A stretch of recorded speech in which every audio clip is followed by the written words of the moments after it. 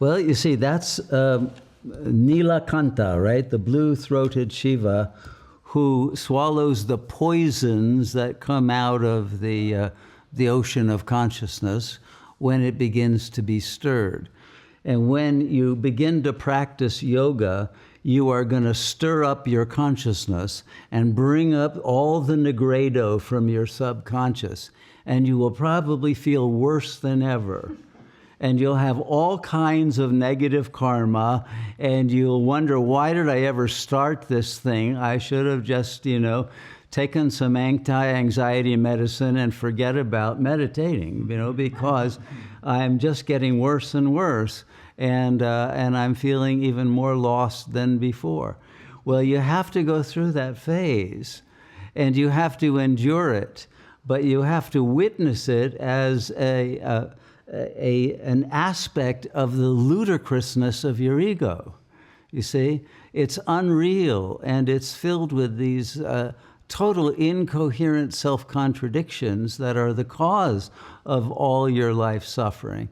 And only through making your mind one-pointed are all of these conflicting desires, demands, and attitudes going to be integrated into a unified consciousness that will then be able to transcend the dream field, because you will have returned to your true nature as infinite intelligence.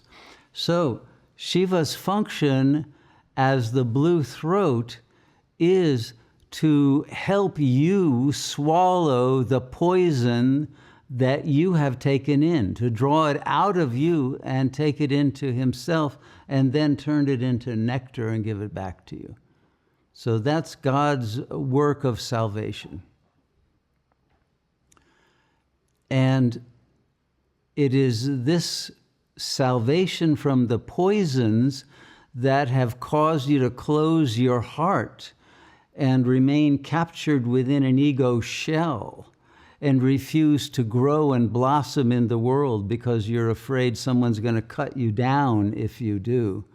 And so you're hiding from manifesting your true beauty and genius and greatness because you're terrified of rejection and ridicule and abandonment and not fitting in and ego inflation and feeling completely separated and alienated from the herd mentality.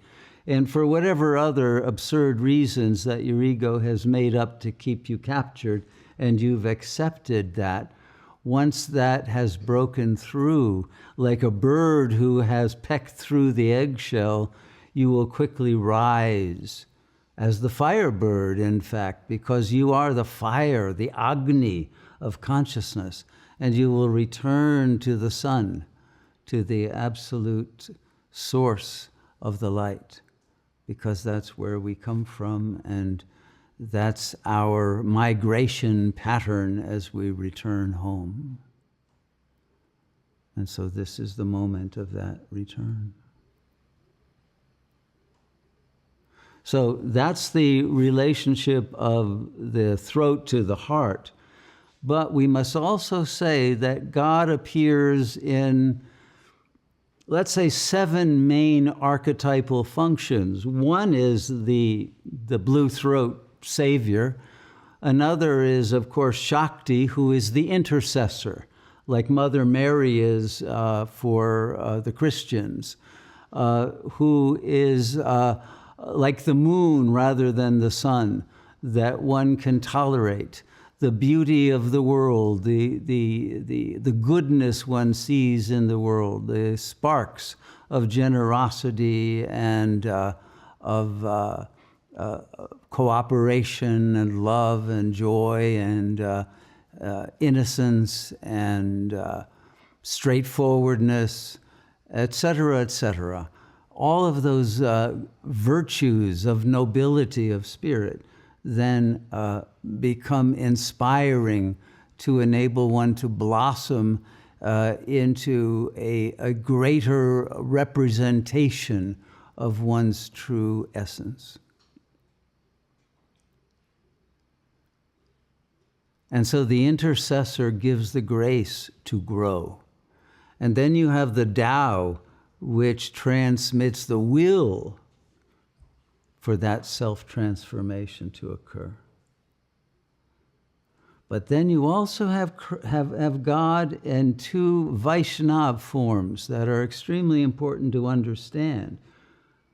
Christ, which is the archetype of crucifixion, of suffering, of torment. The whole world now is in a state of torment and crucifixion. There's hardly anyone who is happy in the world. Every ego is being crucified and not yet risen. And that torment is the will of God. God goes through a voluntary suffering and death. And he goes through that not just as somebody in Palestine over 2,000 years ago, but each of us is Christed in that sense and must be risen from the cross of the ego. And then there is Krishna consciousness. Krishna gets away with murder. He's the butter thief from the very beginning. He breaks every rule. He lives in total freedom and joy and love and self-sovereignty. And that archetype of freedom has to be integrated with the archetype of suffering.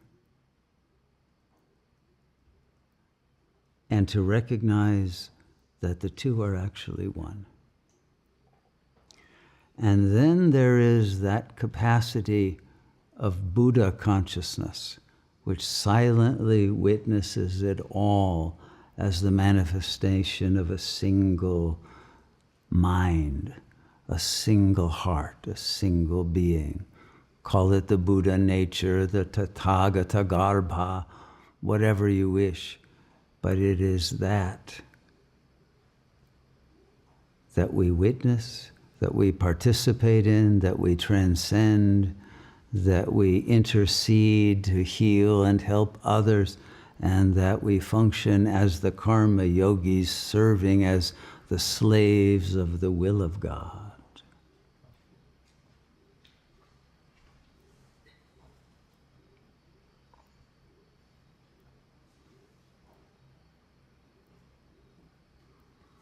And so all of these aspects of God consciousness are present in the field.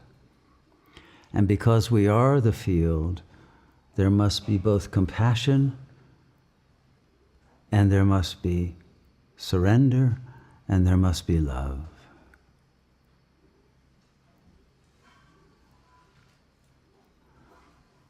But in Shiva consciousness,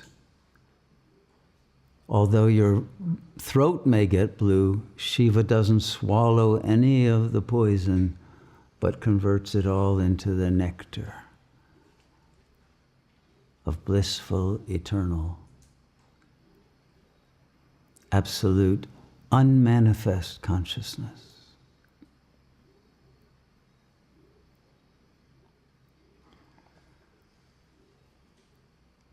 And so this is the completion of the ritual of the cycle of time that culminates in both the total revelation and the total annihilation simultaneously of the illusory cosmos that was always Shiva in drag and never anything other. All will return to the 0 point, and then the 0 point will expand again into a Satyuga, a beautiful world that is a paradise for gods and goddesses, which is only our own forgotten self. I hope that answers the question.